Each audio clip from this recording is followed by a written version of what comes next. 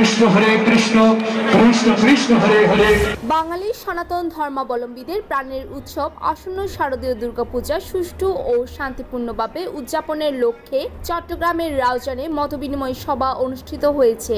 শুক্রবার 5 সেপ্টেম্বর বিকেলে রাউজান পৌরসভার জলিলনগর বাসস্ট্যান্ডস্থ শ্রী শ্রী জগন্নাথ সেবাশ্রম মন্দির প্রাঙ্গণে এই সভার আয়োজন করা হয়।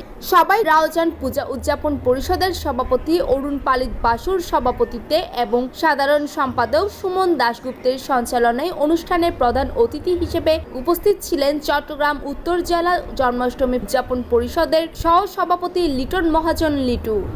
আশা করছি এই বছর গত বছরের তুলনায় আরো সুন্দরভাবে আরো সার্থকভাবে আমাদের পূজাকে উদযাপন করার জন্য তারা সার্বিক সহযোগিতা করবে। বিশেষ অতিথি হিসেবে উপস্থিত ছিলেন চট্টগ্রাম উত্তর জেলা জন্মাষ্টমী উদযাপন পরিষদের দপ্তর সম্পাদক সুরেন্দু ভট্টাচার্য, রাউজান উপজেলা জন্মাষ্টমী উদযাপন পরিষদের সভাপতি দীপক তালুকদার ও সাধারণ সম্পাদক বিপ্লব কান্তি দাস। এছাড়া সবাই বক্তব্য রাখেন রাউজান পূজা উদযাপন পরিষদের সাংগঠনিক সম্পাদক বাপ্পা কুমার দাস, টিটু চৌধুরী, দিবাকর ঘোষ, দীপ্ত চৌধুরী, সুদীপ দে, বীণা চৌধুরী, রূপালী দে, রূপন বিশ্বাস, ডাক্তার সুপন বিশ্বাস, হিমাদ্রি পাল ইমন, তপু পাল, পাবেল চৌধুরী, তরুণ বিশ্বাস, অরুণ দাস, বিটু কান্তি দে, বাপ্পা দাস, ভোমর দাস, রাকেশ মালাকার সহ বিভিন্ন মঠ মন্দিরের সভাপতি সম্পাদক ও সংগঠনের নেতৃবৃন্দ।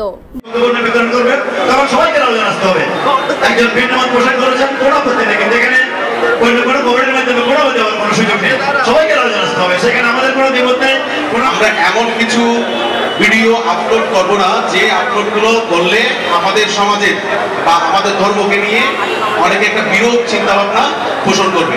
বক্তারা বলেন, শারদীয় দুর্গোৎসব বাঙালি হিন্দু সম্প্রদায়ের সবচেয়ে বড় ধর্মীয় উৎসব। এই উৎসবকে কেন্দ্র করে সর্বস্তরের মানুষ একত্রিত হয়ে আনন্দ উৎসবে মেতে ওঠে। তাই পূজার সময় আইন শৃঙ্খলা রক্ষা, নিরাপত্তা এবং সর্বাত্মক সহযোগিতাকে সর্বাধিক গুরুত্ব দিয়ে বিবেচনা করতে হবে। পাশাপাশি শুদ্ধাচার ও সাত্ত্বিক পূজার চর্চাকে প্রাধান্য দিয়ে সব আচার অনুষ্ঠান সম্পন্ন করার বিষয়টিও গুরুত্বের সঙ্গে পালনের আহ্বান জানান। সবাই আসন্ন দুর্গাপূজা সুষ্ঠুভাবে সম্পন্ন করার লক্ষ্যে বিভিন্ন মতামত, পরিকল্পনা ও সিদ্ধান্ত গৃহীত হয়। অন্তরপাল, আকাশের তথ্য ও চিত্রে অর্পিতা চৌধুরী, সনাতন টিভি, চট্টগ্রাম।